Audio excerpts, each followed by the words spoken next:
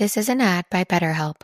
Did I talk too much? Should have handled Why can't I that just better? let it go? I wish I would stop. I was thinking so much. Did I talk too much? I wish I would stop. Just let it go. Take a breath.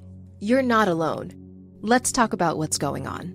Counseling helps you sort through the noise with qualified professionals, and online therapy makes it convenient. See if it's for you. Visit betterhelp.com/randompodcast for 10% off your first month of online therapy and let life feel better. Hey, moms and dads, if you're tired of getting the deer in the headlights response every time you bring up family plans with your kids, let me introduce you to your new best friend, the Skylight Calendar. Skylight Calendar was designed to help you manage the chaos of family life. Ditch the mental load of juggling everyone's schedule by pulling it all into one clear place. This all-in-one touchscreen calendar brings visual structure and color coding across your schedules, tasks, lists, and other family needs. Right now, Skylight is offering our listeners $30 off their 15-inch calendars by going to myskylight.com/get30. Go to myskylight.com/get30 for $30 off your 15-inch calendar. That is myskylight.com/get30.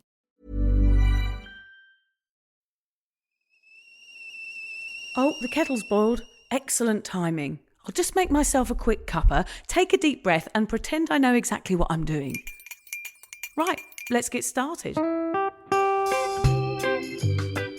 Have you ever woken up on a Sunday morning with massive anxiety and said to yourself, I'm never drinking again, only to find yourself waving $50 at a barman by happy hour?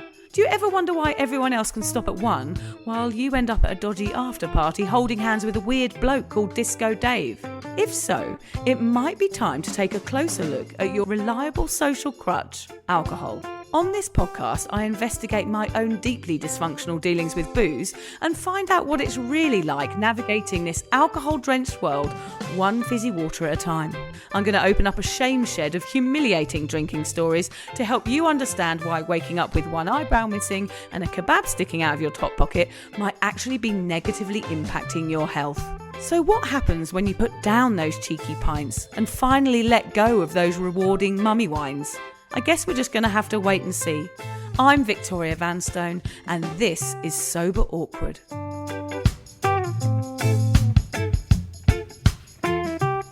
Sometimes weeks go well for me, and other times they don't go so well. But I think that's okay.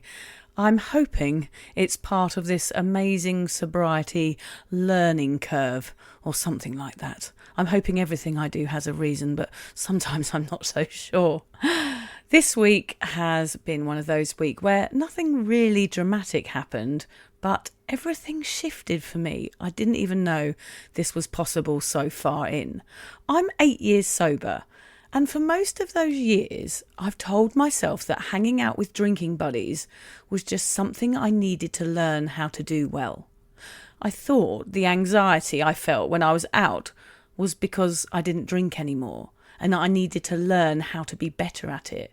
I thought it was because I'm different, because I had to build a thicker skin. I told myself it was a skill that I needed to develop, socialising without drinking.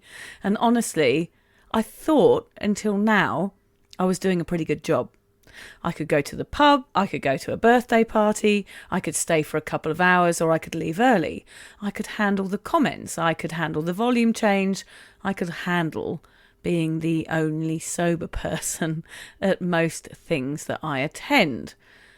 But one thing I've noticed, and it's a bit tough for me to say this and to admit to, but the anxiety never left. I've just tuned into it this week. It's not that I can't do it, that level of socialising with people all drinking around me. It's that I don't want to. Oh, I know that sounds so simple, but my gosh, has that taken me a long time to understand. It feels harsh to say out loud, but it's the honest truth. I've realised that for 8 years, I've still been trying to fit in. I've been people-pleasing and still been subtly managing how my sobriety makes other people feel about their drinking. I'm hyper aware of it. I carry it everywhere I go, and I think I've been telling myself that that's just part of being sober. But maybe it isn't. maybe I just don't enjoy these environments anymore, and maybe that's okay. It's been a horrid week working that out because it means change, and it means that I'm going to have to adjust my social life accordingly, because it means saying no and perhaps disappointing some people. But today, after coming through a bit of that anxiety, sitting down here and doing this podcast, I can safely say that this is starting to feel really empowering. You know, I hate saying words like that. That's sort of more Mel Robbins' job. Or what's that other creepy guy, the sort of culty guy that's got a square face? You know the one I mean. They say things like that. For the first time in a long time, I feel really, really clear. I don't want to leave nights feeling wired and slightly on edge, which is what I've been doing for years. I don't want to carry that social burden anymore. I want to walk away from time with friends feeling loved and cared for and not worried about what people fucking think of me. My mate Hannah, I saw my lovely friend Hannah yesterday, who's sober too. She said to me she wants to leave meetups feeling filled up and not anxious. And I thought, yeah, that could be my new standard. I had actually called her and invited her over for breakfast because I was having this feeling, this sentiment, I want to spend more time with sober people, people that really fill my cup, my fizzy water cup. I think this has been brewing ever since the jungle retreat that I held last year. It was a week surrounded by people, laughing, dancing and being completely understood. And I felt supported and relaxed. And I realised that that's what I want more of in my everyday life. Not once a year, I want it all the time. So instead of pushing myself to sit in rooms that maybe drain me a little bit and make me really anxious, I'm going to choose to do my social life a little bit differently if I can. I'm going to socialise in ways that I actually love. Walks, dinners, retreats, small groups, things that feel aligned with who I am now, not who I used to be. Tonight, I'm chatting with sober Dave about it. I met Dave in that sweaty jungle. We've been mates for a while, but that week really cemented our relationship. He's thoughtful, grounded and honest, and he walks his own sober path with a lot of clarity. He's perfect to chat with about this topic, about sobriety, anxiety and socialising, because he's the same amount sober as me, and he's also very wise. He's probably worked all this out years ago. So honestly, this week has really got me thinking. Maybe sobriety isn't just about not drinking. Maybe it's about outgrowing spaces and recognising that and choosing ones that actually fit. I know I always give that advice on this podcast. I don't say go to your own haunts, but I definitely say keep going out because you've got to keep connected with people and keep friends. But what I'm realising is that this is shifting hugely for me this week, and I keep plonking myself in situations where I feel really anxious. I'm going to ask Dave a lot of questions about this, about his sober social life today, how it feels for him, and whether shifting your social life might actually be one of the most powerful things you can do in long-term sobriety. But I want to start with a question, whether he still hangs out with old drinking buddies. To be honest, Vic, I don't. Gradually over the 7 years that I've been sober, they've just kind of whittled away because that kind of socialising doesn't interest me anymore. I think I tried it in the beginning and I got a bit cocky as well because I thought, I'm not drinking now and it'd be all right. But I think over the years, I've just realised that actually we just don't align with anything. And it doesn't interest me. I know it sounds judgmental in that, but I literally don't align with anything. And ironically, I was on a train on Saturday going to York and the train broke down. And I was sat opposite two guys that were on the way to the Man City Newcastle game. And they were drinking pint cans of Stella, which was my thing. And it kind of brought it back to what my Saturday would have been compared to what it was then of me not drinking. And the conversation got more and more blurred. And I thought, thank God. And in the end, Vic, I ended up moving because the train was stuck there for 2.5 hours.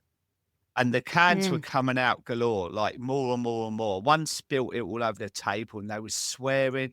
They wasn't aware about kids around, and there was a couple of kids on the train, and it was just like my worst nightmare. But back in the day, that would have been my best scenario. Yeah. It's funny when you see things like that, Dave. I've had such a similar experience this week, right? I went to Brisbane with my daughter. We had a lovely night out and went to the theatre and went to see Cats, which was like a bad acid trip. But aside from that, I was driving on the motorway on the way home. I'm in Australia, and I was behind some tradies, they're called. So you call people who work in building work, you call them tradies. And there was a van of tradies on the motorway. We'd come to a standstill on the Bruce Highway, and they were pulling up against other cars and chucking cans to lorry drivers, and everyone was giving them like, "Hey, well done, mate." So on the motorway, that's the drinking cultures that we're up against right here. Yeah. For you and I, when you feel so outside of it. I was like, my God, a few years ago, I would have thought that was the funniest thing. All of these cans flying out of the windows of this truck and the cars zigzagging up the highway. And I would have thought, oh, yeah, look at these guys. And all I was thinking was, oh, my God, they're drinking and driving and there's probably children around. And like the same as you, I was overly aware of the impact of that situation, not only on myself, but on other people. And I think that's a problem. And I know what you mean by it not aligning with you, because when you're over aware in any situation, how can you ever be comfortable with it? And that's how I feel when I go out. And I can imagine that's why you stopped going out, is because, feeling everything and feeling aware of you're not drinking is a big feeling to deal with. Yeah, and I think what I've learned over the 7 years as well is, in the beginning, I think I was quite judgmental. But what I remind myself of now was that I was like that and I didn't know any different, So to be stuck on a train, having plenty of Stellas in the bag would be like, oh, well, we'll be all right, it'll work out. So I try not to judge myself, and I try and remind myself of that was me, but also it feels like really refreshing that I've made that decision now and I don't have to be like that. It's really empowering for me, to be honest, Vic. But what's also empowering is that I've dropped the judgmental, and that might have just been me. I don't know. People might relate to that, but it was almost, I was a bit cocky, I think, in my early sobriety, because drinking for 40 years, and I was like, oh my God, I've beaten it, so that means anyone can. Well, it doesn't work like that, does it? Because we're all different. Yeah. I think it's a good analogy, you being stuck on that train. That's like drinking, isn't it? You were stuck in the carriage for 30 years, drinking away, and then you moved up to first class and felt a bit smug about it. Yeah. I suppose being on a boat party, because I couldn't get off. And I sat there for all that time, and I was hearing the ring pulls going, and I was experiencing the change of the conversation and that. And I went and got a cup of tea, and then I thought, oh, well, there's a spare seat there, and I sit away from it. And at the end of it, the train said, oh, we can't move forward, we've got to go back. So I ended up going back. I did think of it as, actually, if I was in early sobriety, that could have been quite triggering for me. And it amazes me really that you're allowed to bring on endless amounts of booze onto a train when you've got little kiddies sitting around you, and they were effing and blinding and like just being inappropriate after a few drinks.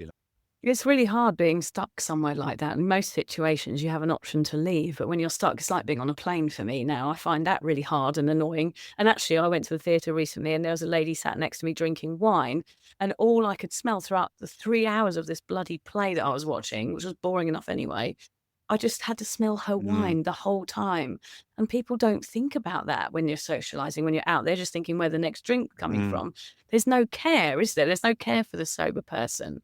And that's why I'm left feeling anxious. And this week, I've really reached a turning point, Dave, in my sobriety, I think. And it's been really, really tough, honestly, because my changes that I've decided that I'm going to make, this kind of sober pivot, is that I'm going to completely radicalize my social life from what I've been through this week and completely change it up into something new.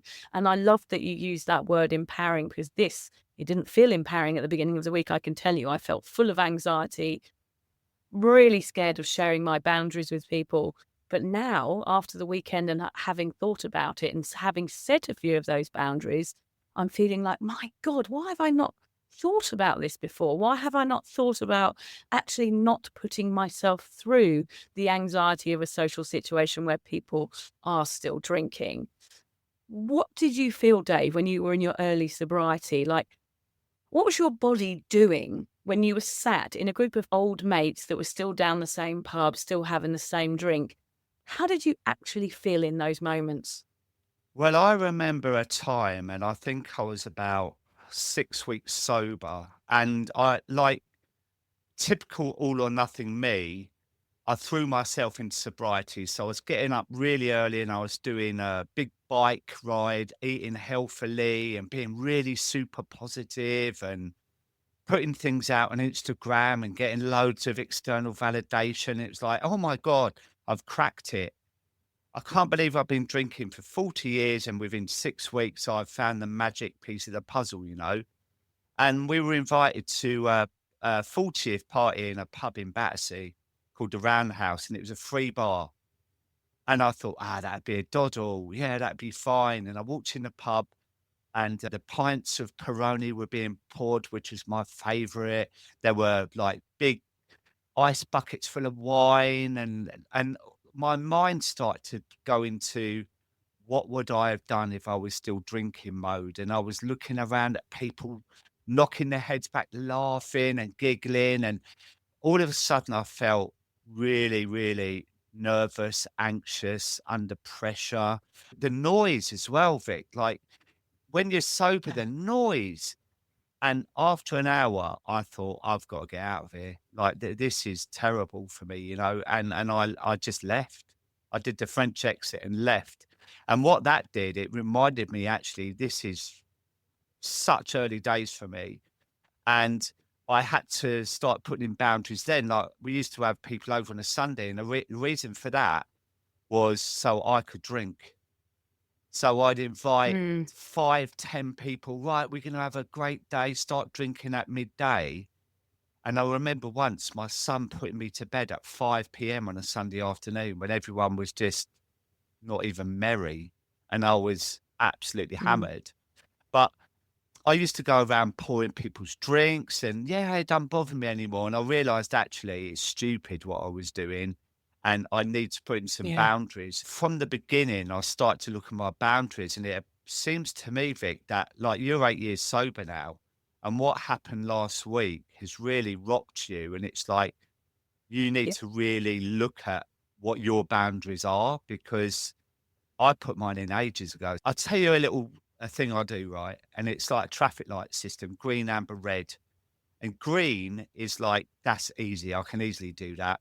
Amber is, I might have to think about that. And I might need to leave early. And red is no. And that would be a stag do. Like I've never been to one sober. Like I wouldn't want to. So I have my own kind of gauge. I think that's amazing, and I will definitely be using that going forward. It's patented, darling. So you have to ask my permission to use it. I am asking your permission. Can I use it? No. Yeah, fair enough. But can I use different colours, or can I use numbers instead? 1, 2, 3. 1, 2, 3. I think, Dave, in early sobriety, and in fact until probably a week and a half ago, I've been trying to salvage my own social life by pretending to hold the party mantle high and to continue being who I am. And it's always been that. Every podcast I've ever done, I'm like, I'm still me. I'm still Vic. I can still party. I can still go out. I can still be me, but I be me sober. And I think this realization this week has helped me understand that that is not me. And that is fucking huge.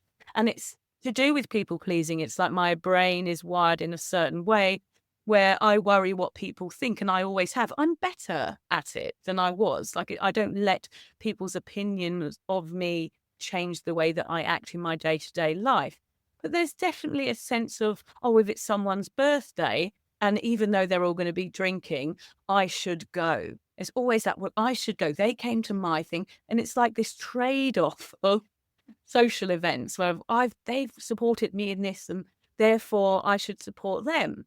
But then I don't really think about the fact that I've invited them probably to something that didn't involve alcohol, but then I'm putting myself, because I owe them socially, into a situation where everybody's drinking, everybody's got a ticket to somewhere where I'm not able to go to. The black shark eyes have kicked in.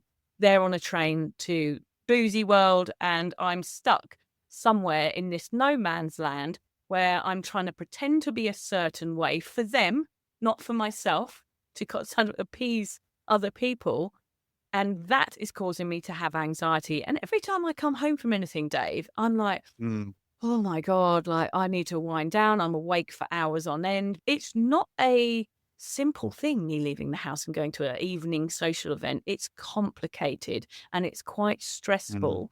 And it's because I realize now I've been doing things that I don't want to mm, do. I've been going to places, putting my sobriety at risk, I would say, I realize now, by pretending that this type of socializing with alcohol is okay and that everybody drinking is okay. And I'm fucking fine with mm. it.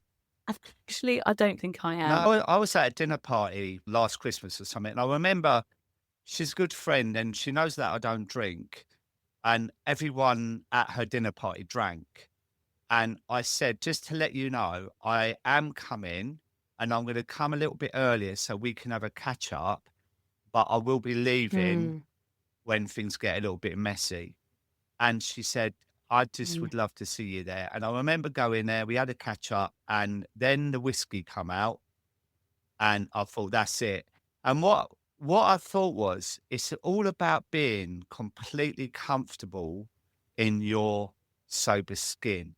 And that is by not feeling humiliated, not feeling like any snipe jokes. You can hold them gracefully, you know, and that's what I did. And I kind of go with that mantra now, that I feel so proud of myself that I'm now 7 years sober, that no one can really say anything to me because I'm that confident within myself that I don't actually care. And I say that without arrogance as well. You know, I mm. genuinely am comfortable in my body with what anyone thinks of me, because I would have said the same thing, and I have said the same thing when I was drinking. And it's just a ridiculous kind of throwaway statement most of the time because they don't know what to say. But I do know that half the time inside, it does make them reflect on their own drinking. Maybe not in that evening, but maybe a few days later, and they go, "Oh yeah, that Dave, yeah, blimey, he's done well. Maybe I should think Yeah. about my own drinking." You know what I mean? Well, even if it's not said, there's a feeling of you being the conscious, the collective conscious of everybody that you're out Mm, with. I know that I feel just by my presence, my being somewhere, that people have to then perhaps tell me, oh, I don't usually drink this much, or oh, I'm not drinking time. It's always like a conversation that needs to be had. And when I'm out, I don't really want to talk about other people's drinking habits. I'm just there to have a nice time and talk about my week and talk about nothing. But a perfect example, I went to a party on Saturday. It was just a barbecue in the park. And before I'd even stepped into the occasion and said hello to the host, she said, oh, Vic, there's someone here you've got to meet. You know, she's sober. She wants to meet you. And I just thought, wow, like straight away, all I am to these people, because it's so far mm. fetched and so obscure to not drink still in our day and age, that I'm like this fucking freak show. And I don't want to do that. I don't want to explain myself or say, this is who I am and this is what I do at every function that I go to. And that presence, like of me being there, I know it affects other people because they tell Mm. me, they're telling me about their drinking habits, and you can see they're conscious of their own. Do you, Dave, ever feel responsible for how your sobriety makes other people reflect on their drink? That's a really hard one, isn't it? Because we both written books and we both got a successful podcast and we both talk about it all the time on social media. So there's one side of it that I suppose we do, but on another side, I think what you just said there is part of me doesn't want to just make that my identity. And that's really hard because I think all my life I've had a label like Glugs. Glugs was my label in the pub because of how quick I drink. Yeah, I was gulper, Gulper, Dave. yeah. I was the Yeah, gulper. yeah. Dave the Carpet on the TV show. You know, I Dave the Carpet, and now Yeah. I'm Sober Dave. So I've kind of had these names branding me, but really, there's part of me that wants to be me. I mean, I've even got a number plate that I bought in the beginning. It says sober, right? And it's true, right? And I see people at the traffic Yeah. lights, and they almost go in slow motion. They go sober, and then they nod their head with disapproval, like nah, like that, right? Yeah. Yeah. What's wrong with you, mate? And I'm even Not throwing thinking in any like, yeah, cans. I'm even thinking like I might sell it because I just don't.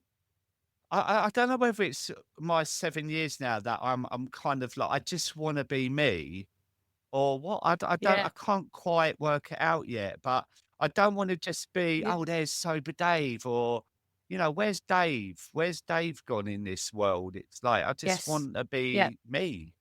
I'm thinking about changing my drunk mummy, sober mummy handle on my Instagram page just to Victoria Vanstone for exactly the same reasons. I know no one cares about this sort of stuff, Dave, apart from us. They're just like, whatever, who cares? But for us, I think it's like a 7-year itch, Mm, isn't it? It's like there's a point in your sobriety. I remember Lucy, my friend Lucy, I used to do the podcast with. She left and she wanted to put her sobriety into a box with a nice bow on it and have it as part of her life, and it was there and it was nearby so that she could undo it when she needed to. And it ran alongside her day to day. Whereas for you and I, like our sobriety is, a huge part of our identities. And it's because it has to be for me, mm, because I have to walk the walk and talk the talk, because otherwise I'm probably would be quite influenced by other people. That's how I stay sober. mm, That is my AA, doing this and talking to you and reading books and writing books and all that stuff. I need that information. I soak it up on a day-to-day basis because it's important to me and it's what keeps me on a really good trajectory towards staying sober, and it keeps me strong. But then sometimes I think that's what it is actually. I think that's what we're talking about is when that falls away and you're in a situation where everybody around you is drinking and their eyes are gone, you're not having any connection and you're not having good conversations. That is exactly the opposite of what sobriety mm, is. So therefore, no wonder we're feeling anxious in these I situations. love that. I absolutely love that. But I will say as well, like when I was drinking, I did hate all those like mindless conversations. So I would always try and spark up something outside the box rather than just talking about what the new Arsenal manager is or tips or whatever. Do you know what I mean? It was like, oh God, Yeah. this is just so boring. And I think it's ironic though, because I ended up going home drinking on my own for years anyway, so I didn't have to talk to anyone about Mm. anything. So I wonder if there's anything behind that of like I'm bored of this rubbish, so I'd rather just go home and get drunk and talk to myself. I mean, I don't even know what I talked about when I was at the pub. Like, what the hell would I have been banging on about for all those years? I've literally got no idea. I know I thought it was funny and that I thought I was entertaining and people liked being around me, but God knows what I would have been talking about. Probably just where the next line was coming from. That was about it. That was about as far as it went. And what time the next pub opened or the after party or, it was more like planning drinks rather than having Yeah, any intellectual I know. conversations. But I know now that I'm definitely craving something different. I'm not quite sure how I'm going to do it yet. I think I'm going to start swapping a few things out. Like, for example, this week, in fact, yesterday morning, I invited my mate Hannah, who's sober, over for breakfast with her husband, and we made some food and we had like cold matcha teas and had a really lovely morning. And I left feeling like, oh, that's really filled my Mm, cup. mm, What a lovely experience. She's present. We're laughing. We're talking about nice things. There's no negativity. And I'm like, this is what I mm, want more mm. of. And I think I'm going to have to actually really think about it and really plan how I do my social life from now on and who I do it with and at what time I do it. Yeah. Because I don't mind not going out in the evening. An evening is basically it's a trigger for me now, I realize. I don't want to feel like that anymore. Is there a time of day where you feel more triggered? Would that be the evening as well? If you was over in the UK and you said, right, Dave, let's go out for dinner tonight, and I booked the table for 8:30, I would burst out crying Yeah. because for me it would be 6 o'clock, and then we could have a Yeah, real me good too. chat, and I could be home and tucked up in my teddy bear bar past 9. I'd be happy. Do you know what I mean? But 8:30, it's Well, like, me too. oh my God. I mean, I went to an Alcoa event at Parliament recently, and I had to get back to the Midlands. So I got home at like 10 to 11. Then I had to muck about. And I got into bed at 11:30 and was bereft, literally bereft. It's like, what on earth is going on? And that's how much my life's changed. And I don't care even talking about it. Every night I'm in bed by maximum 10 because that's my life now. Like, I want to give myself the best chance the next day. I used to say I never get hangovers, right? Now I realize I was in a constant hangover because I cannot imagine waking up how I used to wake up after a liter of vodka and then having to do a full day's graft because I was in the carpet trade, wasn't I? So, I mean, loading the van up with underlay and carpet on the roof, getting to the job. They haven't moved anything. And I can't imagine it now. Like, my life is such a polar opposite. I wake up and I've already this is me. I prepared my smoothie the night before. Vic, so do you fancy coming on a sober holiday? Don't worry, we're not talking about some corporate wellness retreat with cucumber water and enforced eye contact. No, this is a sober awkward retreat. 8 days of sun, sweat, laughter, and absolutely no hangovers. Yep, it's all happening in Thailand next October. Picture this: yoga at sunrise, writing workshops, ice baths, Thai boxing, and lots of awkward sober dancing under the stars. It's a proper holiday with proper weirdos. Our kind of people. Yeah. You'll meet legends who've also given the booze a boot and want to have fun without feeling like a social reject. Come solo or grab a mate. Bring your awkward, bring your sun cream. No pressure, no judgment, just a big, warm, sober hug in paradise. All the info is at soberawkward.com/retreats. Come and get sweaty with us, emotionally and physically, in our all-inclusive jungle resort. You'll start out as 15 strangers and leave with 15 new sober mates. I'm not sure I want 15 new sober mates, actually, particularly sober ones. Yeah. Oh, well, you're not invited then.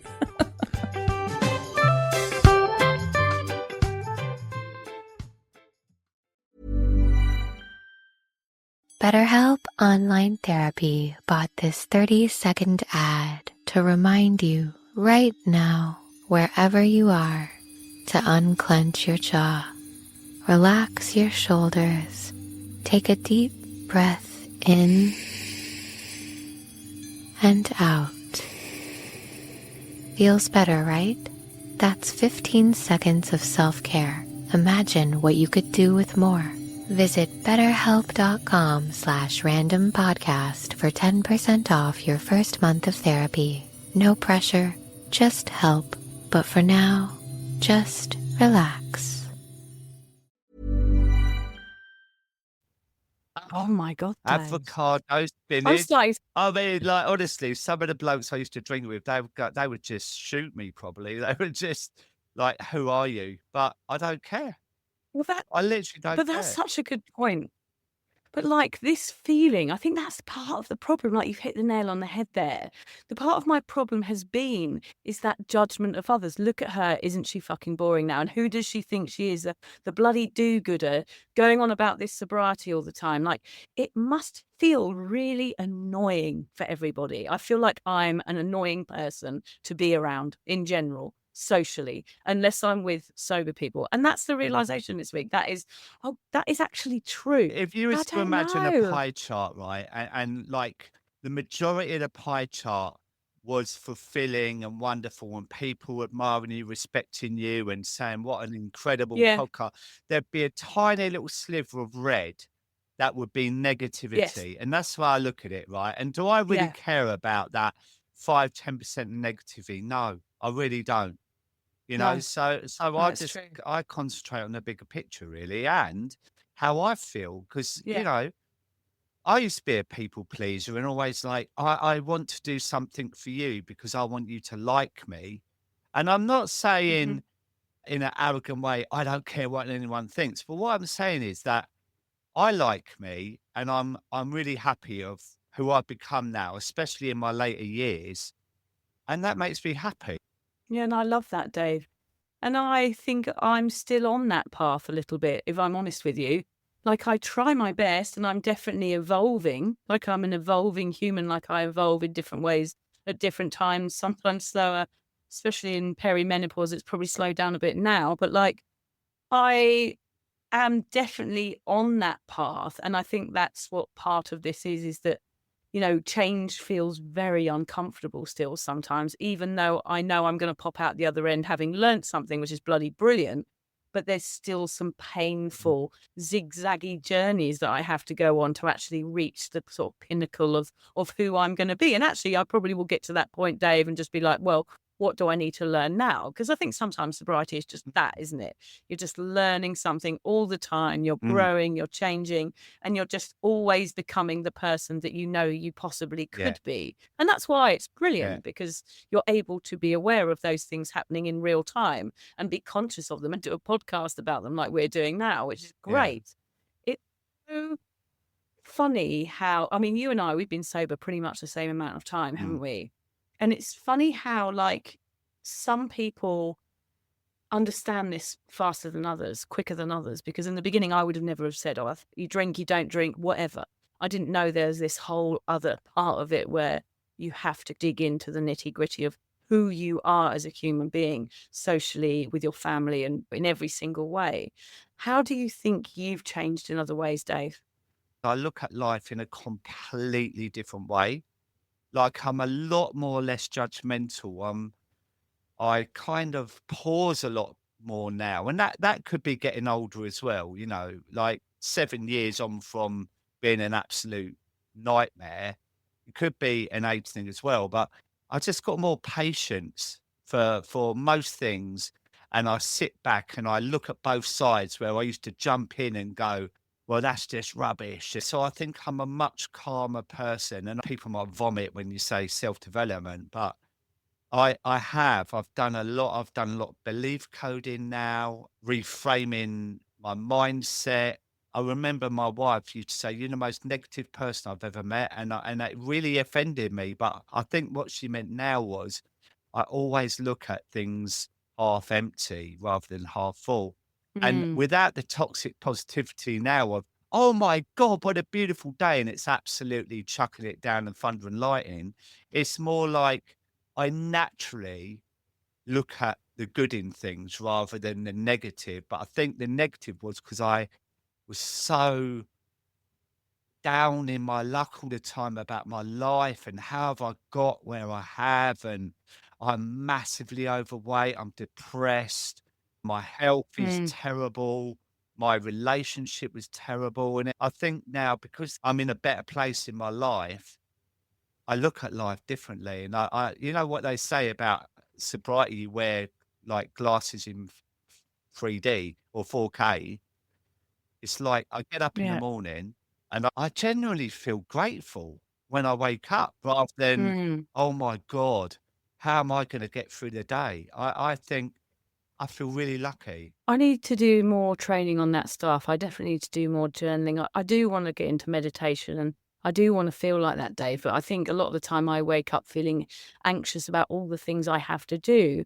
And I get overwhelmed with what's the word? The minutiae. Is that the word? Like, just small things in life get on top of me. And I really have to train myself. I've got a brain that is so busy Mm. that there needs to be some other distraction. I was just going to ask, in terms of your social life, what are the things that you changed? Were there some things that you started doing, like hobbies and things that made you remove yourself from those really heavy old mate boozy situations? Well, the number one thing was boundaries, and like the traffic thing that is heavily patented, and I don't mind you using numbers, but The one, two, yeah, that's three. it, exactly.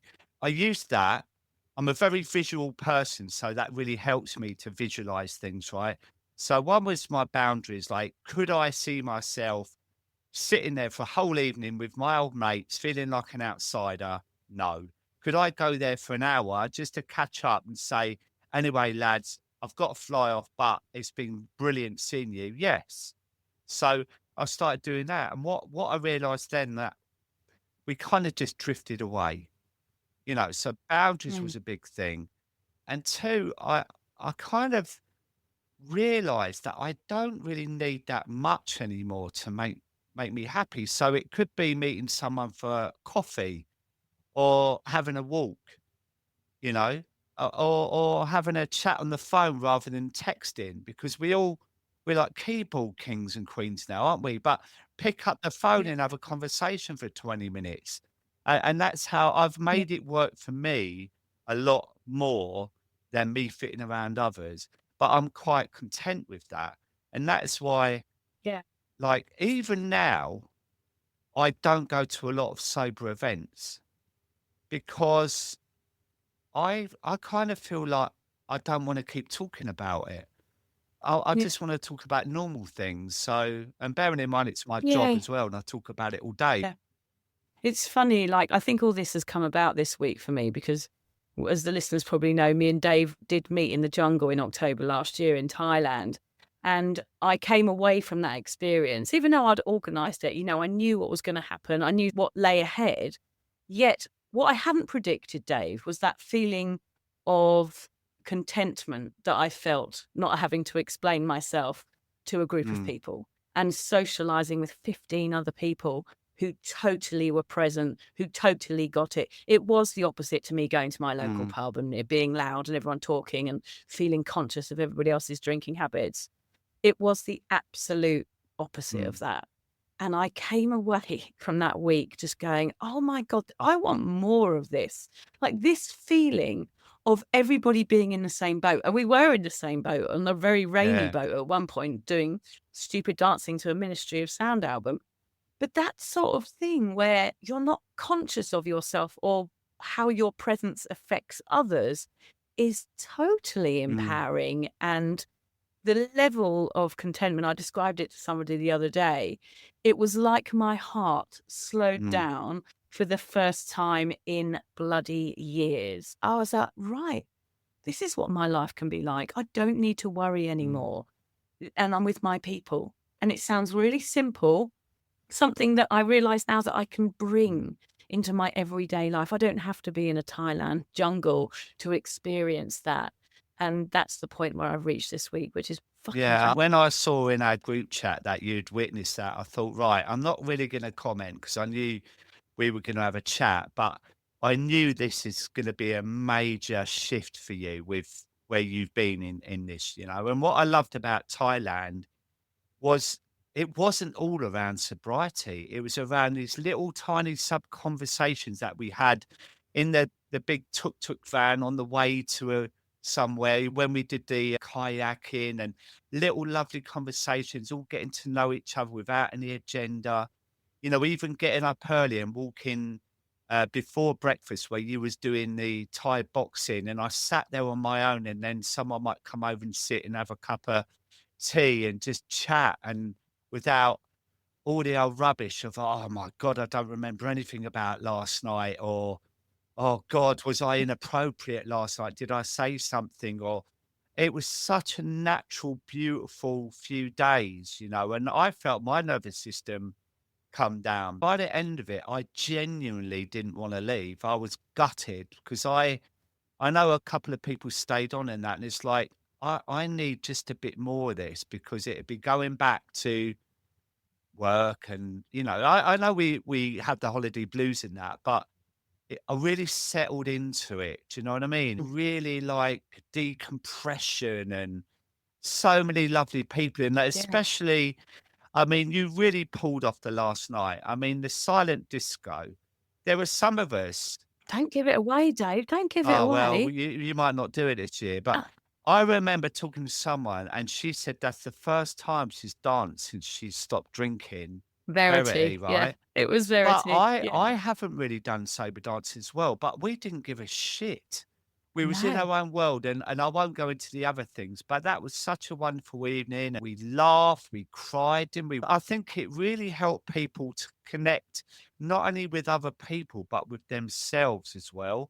Like to spend time on their own in their room or on a balcony or just reflecting on their lives and that. And I think that's what we got from it. It's when we left there, it's like, all right, I've got things to do here. I need to do some things for myself. Yeah. To bring that feeling back into your Yeah. day to Yeah. day.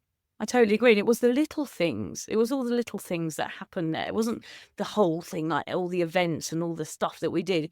It was those little conversations and laughing genuinely. Boat trip. I mean, it was literally monsoon weather, wasn't it? But as you said before, the guy that was steering the boat was like the DJ, Yeah. right? And we were all dancing. We were absolutely soaked, but I don't think I've laughed like that in absolute years. You know what I mean? It was such a brilliant day. And I Yeah. think the weather added to it. I really do. 'Cause I it do was too. horrendous, wasn't it? I still laugh about that day. And we were using all the pool things, like the props, like the noodles and stuff. We were like, it was like a rave up, wasn't it? It was And absolutely everyone brilliant. just Yeah. let their hair down and they didn't really care, you know, and that's what it's all about, isn't it? Yeah, totally. I can't wait. Me and Dave are going to be back in the jungle for 2 weeks, aren't we, Yeah. Dave, in October? So you just got to go to soberawkward.com/retreats and find out all about our retreats coming up. And Dave is going to be facilitating one. He was such a brilliant, stoic and wise support for me while I was there. So I'm bringing him in to come and host it with me. And I think it's going to be absolutely fantastic. I miss that holiday like I miss a person that I love. Yeah, yeah. I know that sounds stupid, but like literally, it's like this little place in my heart where I just feel, as soon as I think about it, I just have this warm feeling all over my body. It could be just because I've pissed myself slightly, but Is it that might the be menopause, the is fact it? that I went away from it. That's part of it. I think what I've realised this week, Dave, is that sobriety certainly isn't static. It keeps evolving. In the beginning, it's about surviving. Then it's probably a little bit about stabilizing. And then quietly, it becomes about aligning. And you've used that word on this podcast probably 3 times. Just because you can sit in certain rooms doesn't mean you have to. Just because, we've managed something for 8 years, it doesn't mean to say we need to keep managing it forever. And that's exactly how my social life has been feeling, like I'm just about managing it. I think there's a huge difference between growth and endurance. And I think for a long time, I was enduring something I no longer needed to do. So yes, it might be time for a new chapter, possibly a stronger chapter where I embrace who I am a little bit more. And maybe it's time to be a bit more honest about how I feel when I'm socializing. And I'm sensing that there is a sentiment of freedom coming up because I'm going to allow myself to make some really good choices. And that is a wonderful thing between being sober and being drunk for 25 years, is that I never made any good choices. I couldn't rely upon myself at all. And that's what's great about this week, that I've learned something and I'm going to pivot from it. And it's about living your true authentic self, right? And this is what's happening to you now, because it sounds to me like you wasn't. You were still having the same behaviors of when you were drinking, which is people pleasing and, putting yourself last and things like this. And it's about putting boundaries in and saying, well, those boundaries are healthy, not getting in the way, and live your authentic self. Yeah. And I think in AA, they actually have a term. It's called being a dry drunk, which means you're kind of acting out in a way because you feel like that's your identity and that's what people still want from you. And I certainly feel like I was doing that still for many, many years. I've got better throughout the years, but there's still a part of me, and that's what's felt uncomfortable. That's why I feel uncomfortable when I'm out, is because I'm not being who I am. I'm being who other people want me to be. Anyway, enough about me, Dave. I'm mental, mate. Well, yeah, you are. Yeah. And there's no finish line either. It's not like a race where you finish. No. It goes on forever, and you're up and down like a bride's nighty. Like you could be like a few weeks, you could have a bit of a lull. Even now in our stage, it's like, I feel a little bit lower, a bit down, and that, and then you're like, why? But it could just be how you're feeling, right? And sit with it and get through it and come out the other side. It's not like a miracle fix where, oh my God, everything in my life is fantastic. Life still goes on, doesn't it? But I think it's being able to Yeah. sit comfortably through the rough and smooth is the answer. And I think maybe you're more like the sober hare and I'm the sober tortoise, where it takes me a little bit longer to kind of hook on to all these, interesting insights. And whereas you kind of leap forward, I feel like you're a bit wiser than me, Dave. It's probably because you're much, much, much, much, much, much, much, much, much, I much knew older that than was me. coming. I am the geriatric of sobriety. Do you know what I mean? But it is what it is. I can't do anything about that.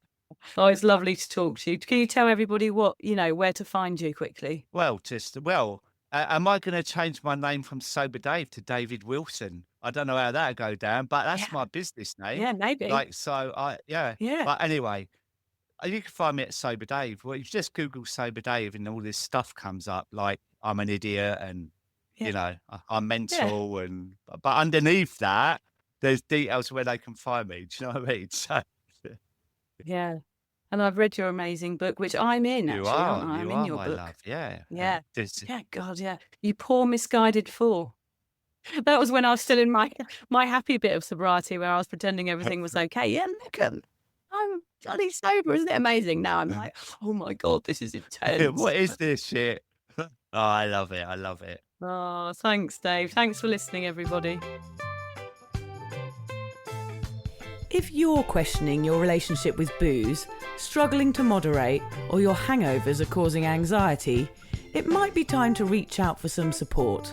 Talk to a mate, book in with your GP, go to an AA meeting, or find an online support group. I've got one. Just head to cuppa.community. For more resources, head to soberawkward.com, where you'll find details of our amazing Thailand sober holidays, the 30-day sobriety guide, books, blogs, writing courses, and loads more. I know this sobriety thingamajig can feel uncomfortable at first, but there is help out there.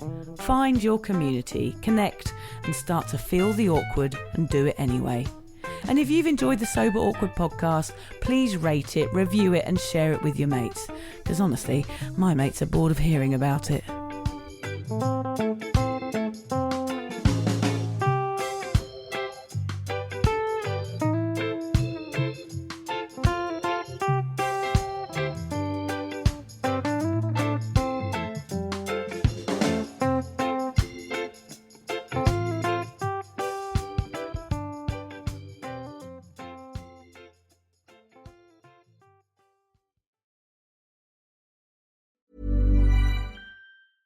Howdy, howdy, ho, and welcome to Fantasy Fan Fellas. I'm Hayden, producer of the Fantasy Fangirls podcast and your resident lover of all things Sanderson. And I'm Steven, your bookish internet goofball, but you can call me the Smash Daddy. And we are currently deep diving Brandon Sanderson's fantasy epic, Mistborn. But here's the catch.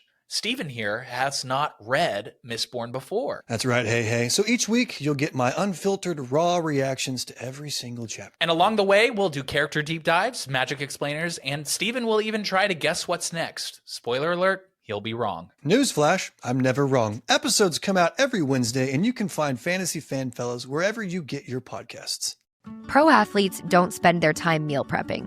They eat smart, train hard, and recover fast. Factor makes it easy with dietitian-designed, chef-prepared meals built to fuel your performance. Choose from high-protein, calorie-smart, GLP-1 support, and vegetarian options designed by nutrition experts to support strength and recovery. Train like a pro, eat like a pro.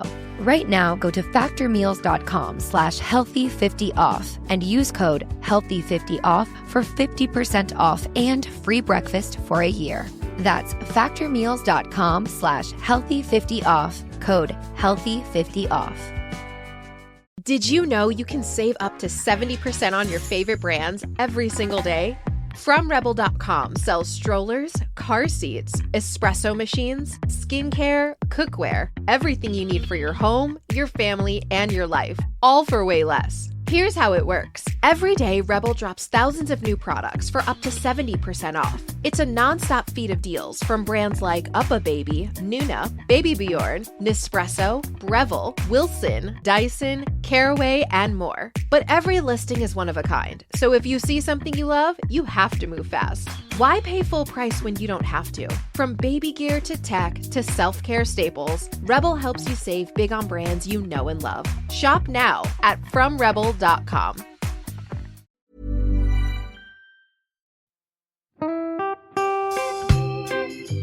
So, as you probably know, my comedy memoir, 1,000 Wasted Sundays, is officially out. All my magnificent fuck-uppery in one awkward hit. If you'd like to get your hands on a copy, it's now available from all good bookstores. We always say all good bookstores, don't we? Yeah. Are there bad bookstores? No, it's probably ones with moody sellers. Oh yeah, really depressed librarian folk. Yes, Okay, good. So there are probably some, but we're only storing it in the good ones. It's only made it into the goodies. You can also get it from all good online retailers. The print version and ebook are out now, and the audiobook will be available in March. I've been writing my memoir for 5 years. It will make you laugh, cry and cringe, and hopefully inspire a few people to reconsider their relationship with booze. If you love the podcast, then I think you'll love the book, even if I do say so myself. Hamish has read it. What did you think? I feel like I know a little bit too much about you now, to be honest, Vic. Look, I really loved it. It was hilarious and surprisingly moving, but I feel like I've seen you naked in a literary sense. Yeah. Does that make sense? Yeah, that's worrying. Yeah. From an emotional point of view, seriously, it wobbled my teeny weeny wooden heart, Vic. Okay. My teeny little wooden heart. Well, his wooden heart is broken. Anyway, so if you do manage to get your filthy mitts on a copy, please do me a favour and head to goodreads.com and give me a review. Doing that will help me get it out there to those that need a bit of sober support. So there you have it. My story, unwanted warts and all. Come and get awkward with me. Not to be too demanding or anything, but seriously, go and buy it now. Yeah, go and buy it right now. Yeah, don't just tell your friends, buy it, and then buy your friends one or two. Yeah, don't give them a copy, buy it, yeah. And you know what? Don't be careful where you store it. If you lose it, you can always buy another 5. Yeah, buy another one. Yeah.